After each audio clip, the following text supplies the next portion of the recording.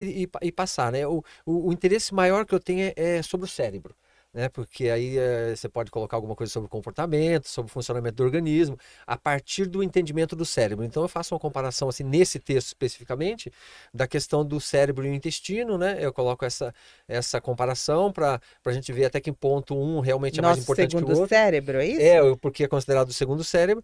E também fala um pouco do coração, e da mente, né? E dos pensamentos. Eu coloco um pouco de um mix dessas questões importantes, né? Tentando brincar um pouco com isso, né? Tá, da Essa mente aí que foi a ideia. A mente. mente é aquela que mente o tempo todo pra gente, que pensa que sente, mas não sente. A mente é uma substância que age em primeira instância e clama por abundância. E se não dermos abundância, ela entra em relutância. Ele é Daí o conflito. poeta. Além de tudo, ele é poeta. Bom, Que é um livro muito bom, né, para quem quer conhecer asanas, porque realmente eles fazem um trabalho lá de ciência, né, como se fosse a ciência do yoga, para tentar,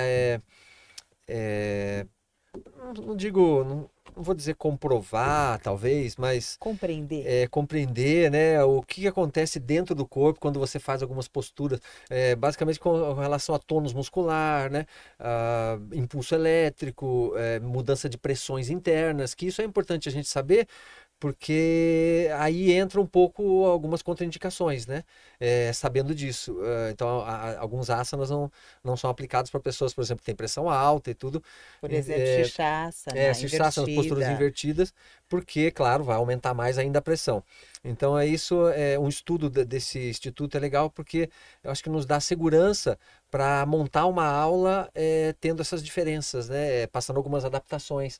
Por exemplo, para quem não vai fazer aquela postura, ou você tem de repente uma hérnia de disco cervical, você não vai fazer um sarvangasana, né? Então, adaptações que a pessoa possa Isso. tirar um proveito Uhum, do asana, da postura, mesmo com as limitações dela, né? uhum. Inclusive até o Marcos Rojo lá do IEP, né?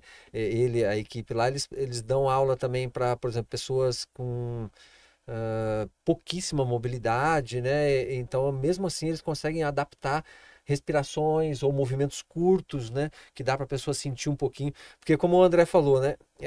A gente parte do corpo, porque o corpo se a gente for pensar claramente, é o que a gente vê, né? Porque a gente não vê a mente, não vê o pensamento, não vê as intenções, né? Percebe tal, mas não enxerga. Agora, aquilo que está no corpo, se diz até que o corpo é a somatização, né? Do nosso mundo interno, né? Digamos assim. Então, a gente parte do corpo, que é algo que você tem um certo controle, né? E a condição do corpo e a forma que você lida com ele vai interferir de um jeito ou de outro na sua mente. Então, é uma via que vai e uma via que volta, né? Tipo, eu Isso. coloco meu corpo na posição e eu me permito sentir o que está acontecendo lá. Então o corpo me traz de volta uma informação, que depois vai uma outra. Então esse seria assim, um princípio de um autoconhecimento. E isso, como o André falou, já é um processo meditativo. Então a meditação em si, que você pode fazer depois, ela seria mesmo uma consequência, né? Uhum. Dessa forma de se envolver com o corpo, né? Uhum. E olha, uma palavra gente que é bastante importante. Dar risada é muito bom. Sim, muito bom. Dar risada é muito bom, já é comprovado isso, já que você Ah, mas ri, deixa, você antes de libera. você começar, deixa eu só falar uma coisa. Se você Ah, acha que é certo ou aham, errado, ou é estranho. aham, Por exemplo, quando eu vou fazer prática meditativa, aham, geralmente eu esboço um leve sorriso, aham, né, para aham. alterar a minha fisiologia. Sim, Você acha que é válido sim, isso? sim, Então é vai lá. válido. É válido porque assim, a gente tem a questão do consciente e do inconsciente, né?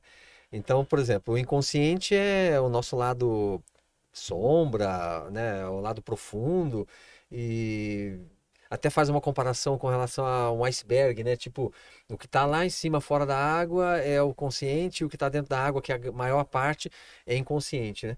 Então, o inconsciente ele trabalha muito com respostas do corpo, né?